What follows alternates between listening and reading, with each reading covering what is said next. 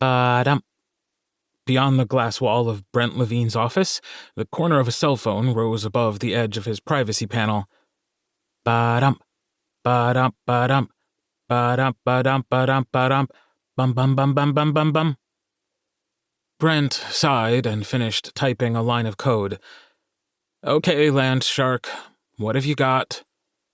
His one and only work friend, Ricky Chan, peered around the panel, grinned at him, then zipped over to the doorway. I found my ugly holiday sweater, and it's awesome. She waggled her phone at him, and he obediently took it to check out her selfie. Geez, Ricky, that is the most appalling thing I've ever seen. He peered closer. I get the reindeer and the menorah, but what's the cake for? And the burning ring of fire? That's a king cake, of course, for Three Kings Day. And that's not a burning ring of fire, it's a candle wreath for St. Lucia's Day. The apple humping the butternut squash? Kwanzaa. And is whatever's being dumped out of the goblet supposed to douse that flaming log? She poked him in the elbow, which, given his ridiculous height and her petite frame, was as high as she could reach. That's a bonfire and libations, for the solstice. She pointed at a bowl of what looked like earthworms. Udon for Omisaka, a wren for St. Stephen's Day, and of course the Festivus pole. Brent raised his eyebrows. Seriously? Hey, it's an inclusive holiday sweater, something for every denomination. She leaned against his sit-to-stand desk, which hit her in the middle of her shoulder blades. What's yours like? Brent's gaze shifted to the 3 code windows spread across his dual monitors. He was on track to meet his deliverable deadline this afternoon, but it had been a tough problem to solve. I've been a little busy. I haven't had time to... Brent, the party's on Monday. People snap up the best sweaters starting on Black Friday, so if you haven't gotten one by now... He patted the air in a calm-down gesture. I've got one. Don't have a cow. She snickered. Have a cow? You really are old school, Grandpa. Shut up.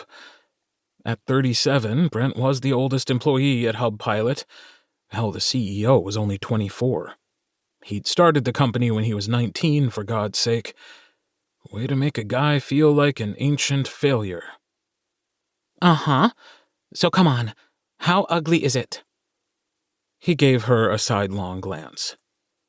Well, it's red. Since patience was not one of Ricky's failings, she waited approximately 6.2 nanoseconds before jabbing his elbow again. And? It has a V-neck? She stared at him, her face perfectly blank. You were going to wear a plain red sweater to the ugly sweater party? I figure ugly is relative, right? I never wear red, so it counts. No, it doesn't. Maybe it's the atheist's holiday sweater. He handed back her cell phone. Yours represents a bunch of other traditions.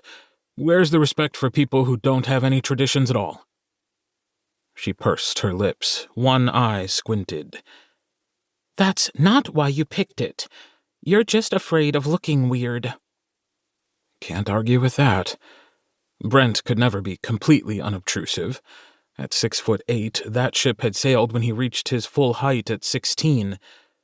For some reason, his being ridiculously tall tended to bring out the belligerent posturing in some people, even when his inches were paired with a beaky nose and a physique that rivaled the average flagpole. So he'd made a career out of being otherwise as nondescript as possible. Keep it bland. Do your job superlatively, but fly under the radar. That had led to others, his ex for one, taking credit for Brent's work for years. He'd used the split with Christopher as an excuse to leave his old company and landed at Hub Pilot within 2 weeks. He still wasn't entirely sure why they'd hired him. It's highly improbable that my participation or lack of it will ruin the party for everybody else.